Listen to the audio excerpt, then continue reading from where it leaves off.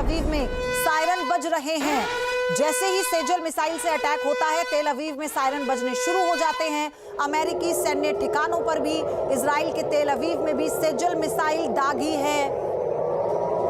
ये देखिए सायरन की आवाज है। ये तेल अवीव में सायरन बज उठा लोगों को अलर्ट करने के लिए, क्योंकि मिसाइल अटैक हुआ है और इजराइल के लोग अब इससे भली भांति वाकिफ हैं।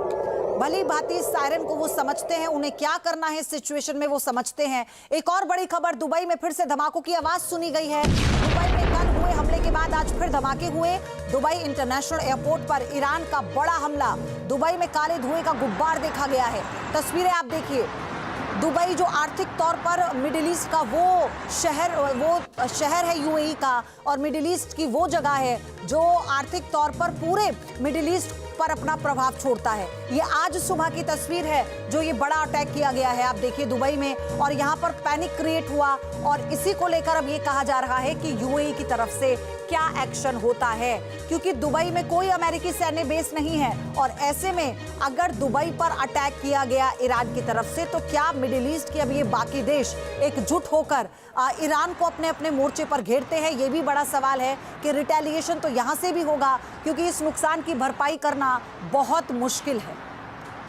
एक और बड़ी खबर, यूएई पर हमले का नया वीडियो सामने आया। बीती रात दुबई और अबू धाबी में बड़ा हमला हुआ। दुबई में हमले में भारी नुकसान की खबर है। अमेरिका के सहयोगी देशों को निशाना बना रहा है ईरान। आप देखिए लोग पैनिक करते हुए, भागते हुए, अपने फोन में रिकॉर्डिंग करते हुए, क्योंकि वो दुबई शहर जो अपनी लग्जरी के लिए जाना जाता है, वो दुबई शहर जो अपनी साफ सफाई के लिए, अपने वातावरण के लिए और अपनी चकाचौंध के लिए जाना जाता है, वो दुबई शहर जो अपने राजसी ठाट बाट के लिए जाना जाता है। आप देखिए यहाँ पर बड़ा टूरिज्म है, स्पॉट है ये। यहाँ पर पूरे विश्व से लोग पहुँचते हैं और लग्जरी लाइफ को यहाँ इंजॉय करने के लिए लोग अपना समय बिताने के लिए आते हैं। अब देखिए कैसे ये काले धुएं में तब्दील होता है, तो सबके जहन में यही सवाल आता है कि यहाँ तो कोई अमेरिकी सैन्य ठिकाना है ही नहीं, तो फिर ये अटैक क्यों?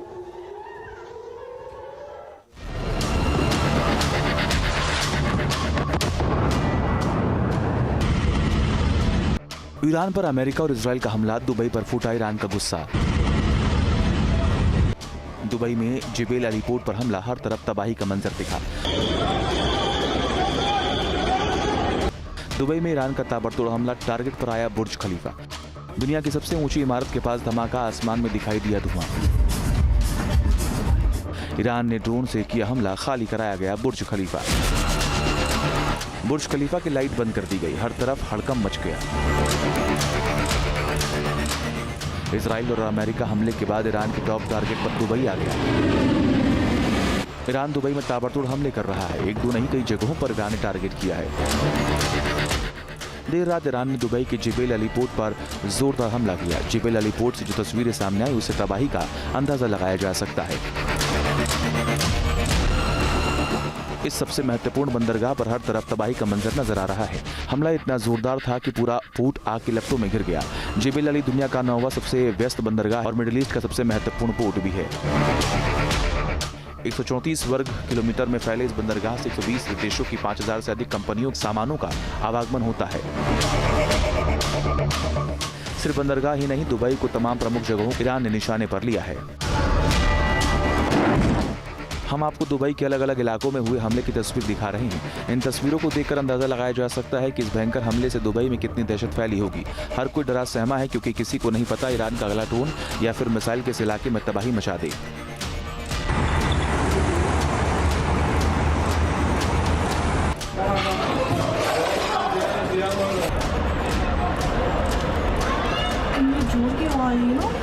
इन तस्वीरों को देखिए, ये दुनिया की सबसे ऊंची इमारत बुर्ज खलीफा है। इसके आसपास के इलाकों में बनी इमारत को ईरान ने ड्रोन से टारगेट किया, जिसके बाद इमारत से धुआं उठने लगा। स्थानीय लोगों के मुताबिक जोरदार गड़गड़ाहट के बाद अचानक धमाके की आवाज आई और आसपास की इमारतें हिल गई। लोगों के घरों के शीशे टूट गए। इन तस्वीरों में देखा जा सकता है कि आसमान से चमकता एक ऑब्जेक्ट तेजी से जमीन की ओर आ रहा है। इसमें कुछ तो इंटरसेप्ट हमले की दहशत के बीच बुर्ज खलीफा को खाली कराया गया। दुनिया की सबसे ऊंची इमारत में करीब 10,000 से अधिक लोग रहते हैं। इसमें 900 से अधिक अपार्टमेंट हैं, साथ ही 300 से अधिक होटल्स के कमरे हैं। ऐसे में आनन फानन में बुर्ज खलीफा की लाइट बंद कर दी गई और पूरी बिल्डिंग को खाली करा दिया गया। दुबई में हमले की एक और तस्वीर देखिए, जिसमें रिहायशी इलाके के बीच जमीन पर जोरदार धमाका होता रहा। Oh my God. ब्लास्ट इतना जोरदार था कि सब कुछ हिल गया। दुबई में लगातार हो रही ईरानी हमले की वजह से हर हमले के बाद दुबई इंटरनेशनल एयरपोर्ट और अल मखतूम एयरपोर्ट पर उड़ानों का संचालन अगले आदेश तक बंद कर दिया गया, जिससे एयरपोर्ट पर हजारों यात्री फंस गए। दुबई एयरपोर्ट बंद होने से भारतीय बैडमिंटन खिलाड़ी पीवी सिंधु भी वहां फंस गई हैं। सिंधु बर्मिंघम जा रही थी, जहां 3 मार्च से इंग्लैंड ओपन शुरू होना है। इसके अलावा बॉलीवुड एक्ट्रेस सुमन चौहान भी दुबई एयरपोर्ट पर फंस चुकी हैं और उन्होंने पीएम मोदी से मदद की गुहार लगाई है। यूएई में करीब 40 लाख भारतीय रहते हैं, जिसमें सबसे अधिक 20 लाख भारतीय दुबई में रहते हैं। ऐसे में भारतीय दूतावास ने लोगों के लिए हेल्पलाइन नंबर जारी कर कहा है कि लोगों की मदद की जा रही है। Oh my God. Team news nation. तो आप सोचिए कि दुबई पर इस अटैक होने के मायने क्या हो जाते हैं। क्यों ये कहा जा रहा है कि दुबई पर अटैक होना एक तरह से पूरे मिडिल ईस्ट पर प्रभाव डाल सकता है, तो आप इसको समझिए। क्योंकि दुबई में जो आबादी है वो कितनी है, उसके हिसाब से 36 लाख आबादी है दुबई की करीब। तो इस 36 लाख आबादी में 20 लाख भारतीय बताए जाते हैं करीब करीब, और सबसे ज्यादा संख्या भारतीय लोगों की ही है दुबई में। फिर चाहे वो आप काम की वजह से कहिए, आप मैन्युफैक्चरिंग के लिहाज से भी कह सकते हैं। दुबई में बड़ी संख्या में भारतीय रहते हैं। शॉपिंग व्यापार का बड़ा केंद्र है दुबई। भारतीयों के लिए पर्यटन का सबसे बड़ा केंद्र माना जाता है। लग्जरी लाइफ की जब मैं बात कर रही थी, दुबई में बॉलीवुड सितारों के आशियाने हैं। कई बॉलीवुड हस्तियां हैं जिनके बड़े बड़े घर दुबई में हैं। और इसके अलावा भारत से इसका कनेक्शन इसलिए भी खास है, आर्थिक रूप से भी एक अच्छी साझेदारी यूएई के साथ भारत की रही है। और दुबई से खास तौर पर जो पर्यटन भारत से जाता है, आप देखिए ना कितना असर उस पर पड़ता है। एक और बड़ी खबर, बुर्ज खलीफा पर ड्रोन हमले की तस्वीर सामने आई। बीती रात ईरान ने बुर्ज खलीफा को निशाना बनाया। बड़ी खबर आ रही है इस वक्त, बुर्ज खलीफा पर ड्रोन हमले की तस्वीर सामने आई है। बीती रात ईरान ने बुर्ज खलीफा को निशाना बनाया, उसके पास से कई ड्रोन देखे गए हैं। ये तस्वीर आप देखिए, बुर्ज खलीफा के पास जब ड्रोन देखे गए, फौरन इमारत को खाली कराया गया। विश्व की सबसे बड़ी इमारत है बुर्ज खलीफा, और इस यहाँ पर लोग देखिए, इसी इमारत के साथ आपने देखा होगा दुबई लोग जाते हैं एक पिक्चर क्लिक कराने के लिए। लोग इतना पैसा खर्च करते हैं, यहाँ पर लंच करते हैं, डिनर करते हैं इसके टॉप पर। और चमचमाती हुई ये इमारत कहते हैं दिल है दुबई का, और वहाँ का सबसे बड़ा ये प्रतीक है, सबसे बड़ा सिंबल है वहाँ की लग्जरी का, वहाँ के डिसिप्लिन का, वहाँ की आर्थिक व्यवस्था का। अब ऐसे में अगर इसे टारगेट किया जा रहा है दुबई जैसे शहर को, यूएई के, जहाँ पर कोई अमेरिकी सैन्य ठिकाना नहीं है, तो आप अंदाज़ा लगाइए।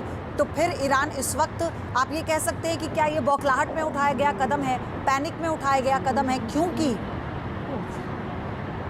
मिडिल ईस्ट के वो देश जो इस वक्त अपने आम लोगों पर हमला झेल रहे हैं, वो ये कतई नहीं चाहेंगे कि उनकी संप्रभुता पर कोई नुकसान हो, उनके किसी भी तरह से उनके देश में उनकी अखंडता और संप्रभुता को ठेस पहुंचे।